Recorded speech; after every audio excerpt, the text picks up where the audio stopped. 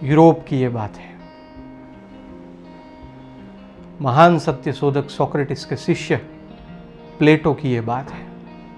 Greece देश का एक राजा हो गया, डायनेसिस। उस राजा को एक बार प्लेटो से मिलना हुआ। प्लेटो की बहुत सारी बातें भी उन्होंने सुनी थी। प्लेटो से मिलने के बाद राजा को लगा कि प्लेटो के विचार अति असाधारण हैं। शुरुआत में तो राजा अत्यंत प्रसन्न हो गए और उनके विचारों पे विचार करने लगे। लेकिन थे वो राजा, उनको लगा कि प्लेटो के इस विचार से तो क्रांति हो सकती है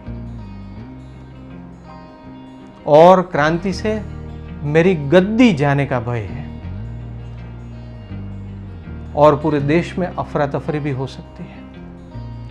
ऐसा सोचकर राजा ने प्लेटो को बस ऐसे ही मृत्युदंड की सजा दे दी। मित्रों, 5000 साल पहले की बात है, तब तो राजा ही सर्वोपरि थे। लेकिन राजा के कुछ बहुत समझदार मंत्री थे, उन्होंने समझाया कि ऐसे विचारक को मृत्युदंड की सजा देने के बजाय हम उसको गुलाम बनाकर बेच देते हैं, यह शायद मृत्युदंड की सजा से भी भयानक होगा। बादशाह को यह बात अच्छी लगी। वैसे भी शायद इससे प्लेटो की जो छवि थी वो धुंधली हो सकती थी समाज में। बादशाह ने ऐसा ही किया, गुलाम बनाकर उसको बेच दिया। मित्रों, हुआ यूं कि ईश्वर की कृपा से प्लेटो के जो मालिक थे वो दयालु थे। प्लेटो की प्रवृत्ति देखकर उनको बहुत दया आई और उनको मुक्त कर दिया। मुक्त होने के बाद प्लेटो ग्रीस में से एथेंस देश में चले गए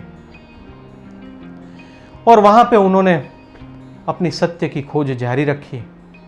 दार्शनिक विचारों में वो बहुत आगे बढ़े और अपने मनुष्य जीवन में जो सत्य वो पाना चाहते थे, सत्य वो जानना चाहते थे, उसके ओर वो अग्रसर जा रहे थे। उस समय हुआ यूं कि ग्रीस देश के उस राजा ने कुछ घटना के बनने के बाद फिर से प्लेटो के बारे में सोचा, फिर से उनके विचारों पर बहुत विचार किया। तो राजा को लगा कि नहीं, प्लेटो बहुत ठीक कह रहे थे और उनके विचार सचमुच बहुत असाधारण है और उससे अनेक लोगों का भला होने की संभावना है। शायद मेरी बहुत भूल हो गई है। राजा विवेकी था, इसलिए उन्होंने जाना कि प्लेटो अभी कहां है।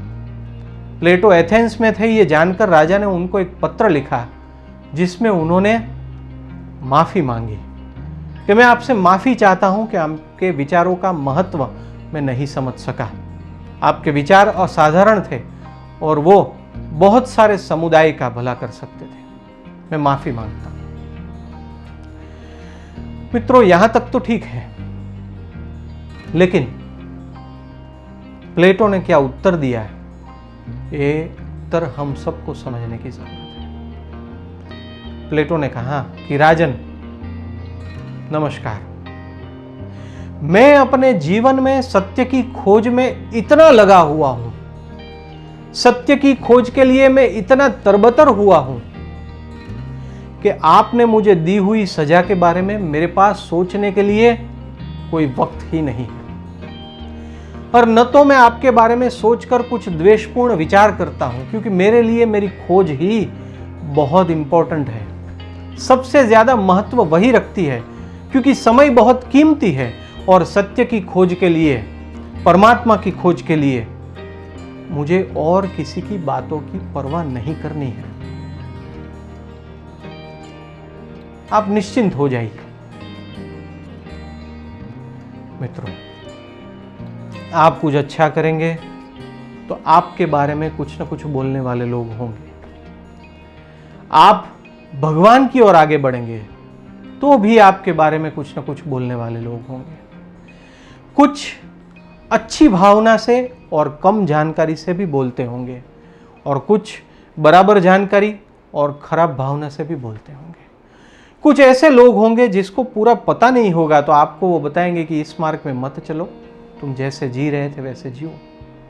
और कुछ ऐसे लोग होंगे जो आपसे ईर्ष्यावश आपको हानि पहुंचाने का प्रयत्न करते रहेंगे, लेकिन जब आप उसकी परवाह छोड़ देंगे तब वो शक्तिहीन हो जाएंगे और आप जिस निर्धारित लक्ष्य तक आगे बढ़ने जा रहे हैं उस लक्ष्य को आप प्राप्त कर सकेंगे। प्लेटो ने कहा कि सत्य की खोज के लिए मैंने लोगों की बातों की परवाह करना छोड़ दिया है। लोगों की भलाई के लिए मैं जो सिस्टम के बारे में सोच रहा हूं, इसके लिए मैंने बहुत शक्तिशाली व्यक्तियों की परवाह करना भी छोड़ दिया है। तब जाके वो मित्रों इतने महान दार्शनिक बने और अनेक लोगों के जीवन में उन्होंने प्रकाश दिया।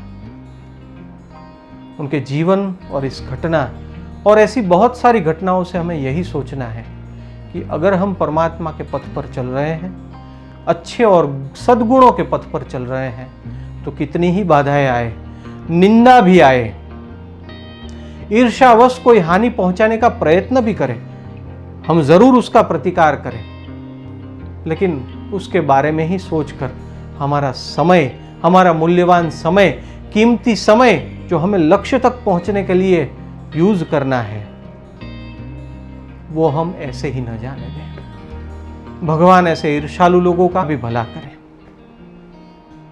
भगवान सबका भला करे। हमें अपने लक्ष्य तक पहुंचने के लिए सिर्फ ये देखना है कि हमारी तो कोई भूल नहीं है ना, हमारा लक्ष्य तो ठीक ठाक है ना, हमारी पद्धति तो सही है ना।